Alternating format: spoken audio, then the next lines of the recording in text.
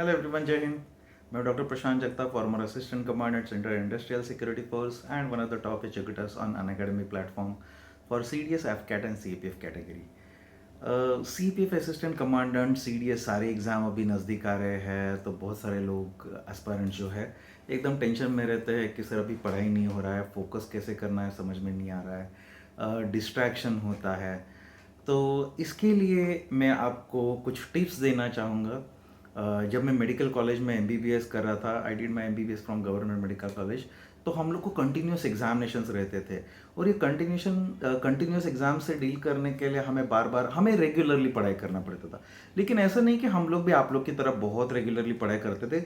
कुछ पढ़ाई हम लोग रेगुलरली करते थे, लेकिन लास्ट मोमेंट है, लास्ट मंथ में जब प्रिपरेटरी लीव रहता है, प्रिपरेशन लीव भी बोला जाता है उसको, जो एग्ज़ाम से पहले 1 महीना होता है, वो टाइम पे बहुत कॉन्सेंट्रेटेड फोकस स्टडी करते हैं। इंजीनियरिंग के स्टूडेंट्स भी ऐसा ही किया करते हैं, तो आपको ये पता ही होगा। तो ये पीरियड में ये तैयारी कैसे किया जाता है उसके बारे में मैं कुछ टिप्स दूंगा। तो ये लास्ट महीना आपके पास है CAPF के लिए, तो इसमें आप लास्ट मौके पे कितना और कैसे पढ़ाई करना चाहिए। तो आपको पता ही है, सिलेबस तो वास्ट है ही, लेकिन यू नीड टू अंडरस्टैंड, अगर आपने सिलेबस को ठीक से स्प्लिट कर लिया तो इतना मुश्किल नहीं लगेगा आपको। क्योंकि लास्ट मंथ में करने वाली चीज़ है पेपर 2, तो लास्ट मंथ में आपको सिर्फ प्रैक्टिस करना है। 1.5 से 2 घंटा आपने पेपर 2 किया, एक्सपेक्टेड टॉपिक कर लिए, तो आपको पेपर 2 का अलग से कुछ भी करने का जरूरत नहीं है। लेकिन जो पेपर 1 है उसका रिवीजन करना बहुत ज़रूरी है। आपको उसको टुकड़ों टुकड़े करना है, मतलब स्प्लिट करना है कि कौन सा एरिया ज़्यादा इंपॉर्टेंट है। जैसे science is very very very important, तो साइंस का रिवीजन करना बहुत ज़रूरी है। ज्योग्राफी का करना ज़रूरी है, पॉलिटी का करना ज़रूरी है। करंट अफेयर्स या तो रिवीजन या रीडिंग करना ज़रूरी है। 4 सब्जेक्ट सबसे पहले प्रायोरिटी में है, उसके बाद हिस्ट्री है और उसके बाद इकोनॉमिक्स है। टोटल आपके पास 6 सब्जेक्ट है। सो जब भी आप रिवाइज कर रहे हो, कुछ भी कर रहे हो, जो लास्ट महीना है बहुत इंपॉर्टेंट रोल प्ले करता है। यही आपको एग्जाम में या तो क्वालिफाई कराएगा या डिसक्वालीफाई करेगा। इसके पहले आपने 1 साल पढ़ाई किया, 2 साल पढ़ाई किया, 6 महीना पढ़ाई किया, 4 महीना पढ़ाई किया, ये कुछ भी मैटर नहीं करेगा अगर ये लास्ट मंथ में आप परफॉर्म नहीं कर पाते हो तो। सो ये एक्चुअल बैटल से पहले का प्रिपरेशन है, विच इज़ वेरी इंपॉर्टेंट। इसके पहले आपने कितना भी कुछ भी किया होगा, लेकिन अभी आप रिवीजन नहीं करोगे तो बहुत मुश्किल है। तो ये रिवीजन बहुत ज़रूरी है। दूसरा, इसके साथ साथ आपको अभी गियर अप करना पड़ेगा।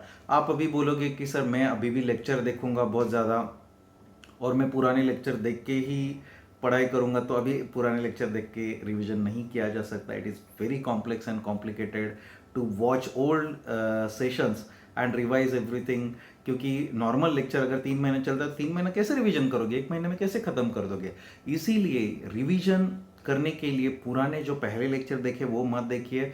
ज़्यादा से ज़्यादा अनअकैडमी के ऊपर हमारे चलने वाले आप जो रिवीजन सेशंस है, जो डेडिकेटेडली रिवीजन के लिए, उसको देख सकते हो। लेकिन पुराने वाले सेशंस रिवीजन करने के लिए इस्तेमाल मत कीजिएगा। जो इंपॉर्टेंट एरियाज है, जो आपको लगता है छूट गए, इंपॉर्टेंट इन द सेंस आपको इंपॉर्टेंट लगता है वो नहीं है, जिसका वेटेज बहुत ज़्यादा है और जो आपको लगता है करने से आ जाएगा, जो आपको लगता है कि मैंने कितना भी किया तो नहीं आएगा, उसको simply eight this moment of time छोड़ दो, या बेसिक बेसिक चीज़ें उसके कर दो और छोड़ दो। जो एग्जाम में आएगा उतना, अगर आपने जो पढ़ा है उसमें से आएगा तो कोई दिक्कत नहीं है। उतना भी किया तो भी एग्ज़ाम क्लियर किया जा सकता है। मैंने मेरे एग्जामिनेशन में हिस्ट्री हमेशा ऑप्शन के लिए डाला था, लेकिन मैं एग्जामिनेशंस काफ़ी सारे क्वालिफाई कर चुका हूँ। So it's not a big deal, you can skip some part, but for that you have to be good at other parts. तो लेकिन मेरा पॉलिटी अच्छा था, ज्योग्राफी अच्छा था, साइंस अच्छा था, तो ये वाले पार्ट आपको बहुत अच्छे से करना पड़ेगा।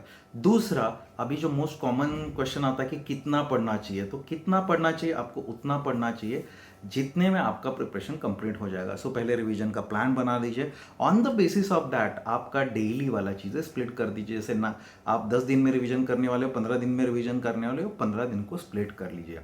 आपका time table minute to minute अच्छे से होना चाहिए। अब ये टाइम टेबल बनाने के बाद आपको पता चलेगा कि आपको ज़्यादा देर पढ़ना पड़ रहा है। ज़्यादा देर पढ़ना पड़ रहा है मतलब, अगर नॉर्मली इसके पहले आप 6 घंटे, 7 घंटे, 5 घंटे पढ़ रहे थे, now you will have to push yourself to revise इधर फॉर 10 आवर्स, 11 आवर्स, 12 आवर्स। आप अगर फुल टाइम प्रिपरेशन कर रहे हो तो आपको 10 घंटे के आगे पुश करना आना ही चाहिए। आप आराम से कर सकते हो।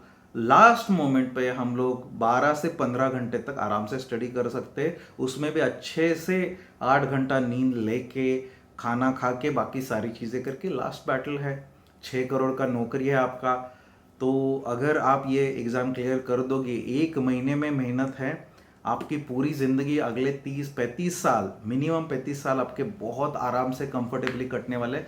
आपकी ज़िंदगी की सारी दिक्कतें दूर करने वाले, आपको सिर्फ एक ही महीना इसके लिए अच्छे से तैयारी करना है। तो थोड़ा दर्द तो होगा, एंड इट्स ओके, क्योंकि बिना दर्द के, बिना मेहनत के कुछ भी नहीं मिलता है। सो अपने आप को 10 से 12 घंटे पुश करने के लिए रेडी रखिएगा। अगर कोई और काम है आपको, कोई और रिस्पॉन्सिबिलिटीज़ है, घर वालों से बात करके 1-1.5 महीने तक अगले ये चीज़ें किसी और को डेलीगेट कर सकते हैं आप। आपके डिस्ट्रैक्शंस को कम कीजिए। आपके अपने गर्लफ्रेंड्स और बॉयफ्रेंड्स को बता दीजिए कि अभी एग्जाम आ रहा है, अभी अगर सपोर्ट कर सकता है तो करो, कर सकती है तो करो, नहीं तो एटलीस्ट डिस्ट्रैक्ट मत करो, मुझे तंग मत करो।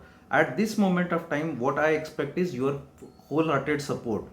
तो मैं चिड़चिड़ करूंगा, हमारी चिड़चिड़ होती है, मेरा मुझे थोड़ा बहुत गुस्सा आएगा, इरिटेशन होगा, एंग्जाइटी रहेगा, this is because these are vulnerable times.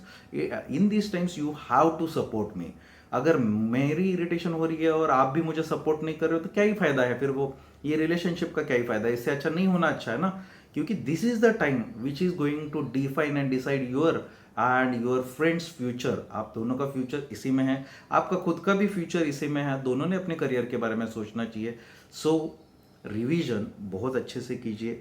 10 से 12 घंटे पॉसिबल है तो 14 घंटे अपने आप को पुश कीजिए। जब रिवीजन कर रहे हो, पढ़ाई कर रहे हो, बीच बीच में पक्का 5-10 मिनट का ब्रेक लीजिए। जो सो रहे हो आप, एक साथ 8 घंटा सोना छोड़ के प्रीफरेबली 5 घंटे प्लस 3 घंटे, 7 घंटे प्लस 2 घंटे ऐसे दिन में और रात में कीजिए।